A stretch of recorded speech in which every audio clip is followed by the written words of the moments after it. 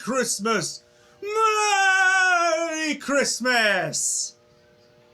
To everyone except Joe Barry. Right about now, the Funk Soul Brother. Check it out now, the Funk Soul Brother. Right about now, the Funk Soul Brother. Check it out now, the Funk Soul Brother. Right about now, the Funk Soul Brother. Check it out now, the Funk Soul Brother. Right about now, the Funk Soul Brother. Right about now, about now, about now, about now. What's poppin', y'all?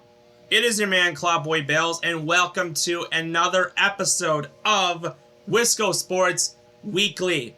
I hope you are all having a happy Christmas Eve, or if you see this tomorrow, Merry Christmas. But it's been a busy day of NFL games. It seems to be, I keep doing the same video the last 2 years. Christmas has been an interesting time, and the Packers have gotten away with gutsy wins on Christmas. I don't know what it is. It's always questionable wins, but they somehow seem to keep winning those games. I have no idea how it's happening, but here we are once again. Unfortunately, this game may have not been the greatest game, I would like to say. However, a win is a win in any way possible. Packers defeat the Carolina Panthers 33-30. Now, let's think about this. The Carolina Panthers have the 32nd ranked offense in the NFL. And we allowed them to score 30 points on us. And not just that, we had a 2-touchdown lead. They came back to tie the game. Now, we went down, kicked a field goal, and then the game ended in the most unbelievable fashion ever. We burnt all their timeouts, and we burned up as much clock as possible. They only had 19 seconds left of this game. They still managed in 2 plays to get in field goal range, but they weren't able to spike the clock to stop, and that ended the game. We basically shouldn't have been handed this win. Joe Barry literally almost gave us another loss, but out of luck, because this is the Panthers, we did win this game. Packers go to 7-8, once again, tied with Minnesota, and obviously I'll get to that later. Carolina Panthers still have the worst record in football at 2-13. Likely they will end up, the Bears will end up with the #1 overall pick. Maybe the Carolina Panthers will win games, but this is a good thing for anybody.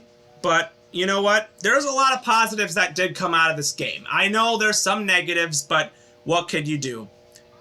Game ball goes to Aaron Jones. It's good to see him back. He finally had probably the best game I've seen out of him in a long time. 21 carries, 127 yards, rushing, only a catch for 8. But he did exactly what he needed to do.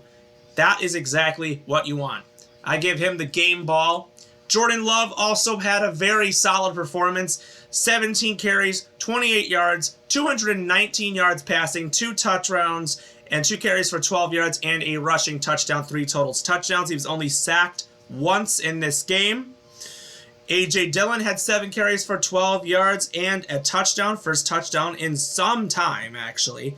Romeo Doubs led the way, receiving 4 catches, 79 yards, and a touchdown. Tucker Kraft, who's really been coming on as of lately, 4 catches, 60 yards. Bo Melton, 4 for 44. Dontavion Wicks, 2 catches for 29 yards, and the other touchdown. Not much from everyone else. Anthony Johnson and Isaiah McDuffie both led the way with 8 tackles, no interceptions, and no turnovers by both teams. Anders Carlson was 2 of 2 from field goals, missed an extra point in this game, but you know what? Things can happen. Only punted 3 times, but things happen. We'll just move on. Also, and Preston Smith, actually, my mistake. Preston Smith with 1.5 sacks, the other 0.5 belonging to Quay Walker. He split 1 with Preston Smith. Also a great day by Preston Smith, getting to Bryce Young. On the other hand, Carolina, Bryce Young had his career game despite losing. 23 of 36, 312 yards, and 2 touchdowns, was sacked twice in this game, and 4 carries for 17 yards. Chuba Hubbard led the day, 16 carries for 43 yards and a touchdown and a catch for 8. Ihmir Smith-Marsette with the other rushing touchdown. It was an end around. He had 2 carries for 33 yards and a catch for 18. DJ Chark led the way, 6 catches, 98 yards, and 2 touchdowns. 6 catches for 94 for former Minnesota Vikings wide receiver and Packers kryptonite killer Adam Thielen. Tommy Tremble had 4 for 59. Stephen Sullivan for 21. Not much from everyone else. No fumbles. Frankie Louvu led the day with 10. Tarek Brown had 9, and the sack on the day was also belonged to Frankie Louvu. Eddie Pinheiro was 1 from field goals, and he missed a bunch of extra points, which is obviously, I think, why they got the stat line wrong, not looking back at this game. But a win is a win, and we are going on to a pivotal game next week in Minnesota on New Year's Eve. Sunday Night Football against Minnesota, it's going to be pivotal. The Packers, because of them winning this game, their playoff chances are still available. They have to likely win out in order for it to happen. If they lose, pretty much they're done for. I think it's safe to say. Unfortunately, the Rams and the Seahawks and the Falcons all both winning did not help. We need them to lose as well. But I think, the Packers know what they have to do. This game is the game of the season. If they lose this game, pretty much that's the season. If they win this game, then they still have a chance of making the playoffs. Do I think it's a long shot? Yes, but there is still a chance. Now, I think there's a lot of positives to look on in this game. Jordan Love is looking phenomenal. I don't really mind who he's playing with. We had no Jayden Reed. We had no Christian Watson, and we lost Dontavian Wicks in the middle of the game. We were down literally a bunch of receivers. So, the good thing is we got Jair back. But the fact is, despite not having a bunch of receivers, Jordan Love is still looking comfortable in the pocket. I thought the offense was going to be the problem all year long. But looking at it, we look really comfortable out there. And it's Jordan Love, each game, the first half of the season may have not went so well, but Jordan Love has looked a whole lot better in these last couple of games. Ever since the game against the Chargers, I think he's thrown for about 13 touchdowns and 1 interception. That is, compared to where he was, that is incredible. And I think the ceiling is getting high for Jordan Love. I'm not saying he's Aaron Rodgers, but I think the weapons that he has around him, Christian Watson, Romeo Doubs, Jayden Reed, I think, even Dontavian Wicks, in my opinion, I think he's even better than all 3 of them, to be honest with you. And then 2, your Musgrave, I think, could be back this season, but Tucker Kraft is even looking good. We have 2 tight ends that are really young. This young offense is going to grow around Jordan Love, and it's going to be fantastic to see what they do. And this offense has all the work cut out for them. The only problem is our defense. Joe Barry is blowing this constantly. I mean, now I'm not going to say all the games we won when we started going on our winning streak. Yes, that was a drop pass by Quentin Johnson. We probably would have lost that game against the Chargers. Then the game against the Lions, I think a lot of it was the Lions playing so bad in the first 3 quarters, they had by the time they came back, the game was already over. The Chiefs won. I think that was just technicality. We didn't even play well defensively, I think, and we just got lucky in that one.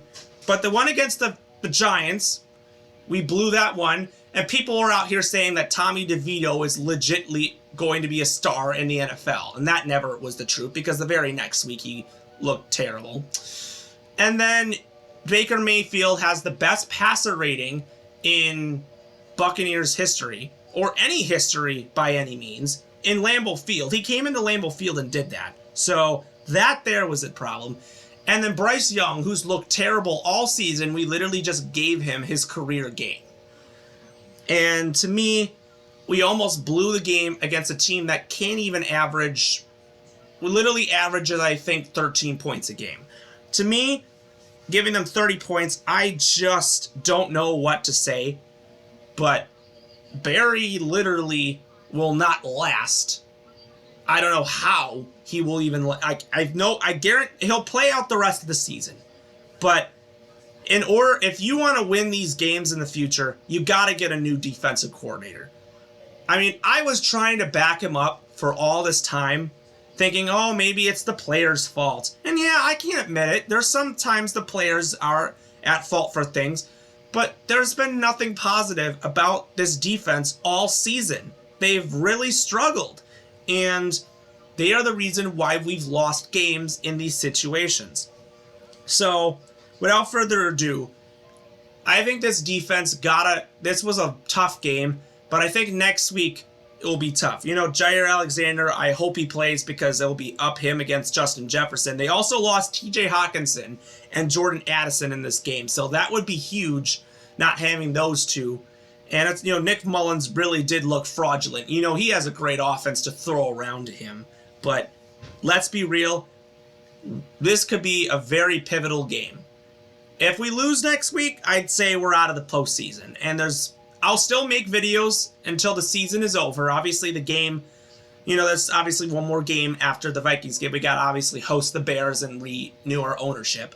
But there is a lot to be said with what happens. Because if they make the playoffs and if they don't make the playoffs, I think that there's a lot to look forward to next season and the draft as well. But this game against Minnesota, all I'm going to say is let's just go Packers and hope we win, because that's what really matters. So if you like what you see, subscribe below, comment with your thoughts, and as always, go Pack Go. I hope you all have a Merry Christmas and a Happy Holidays. We'll see you next time.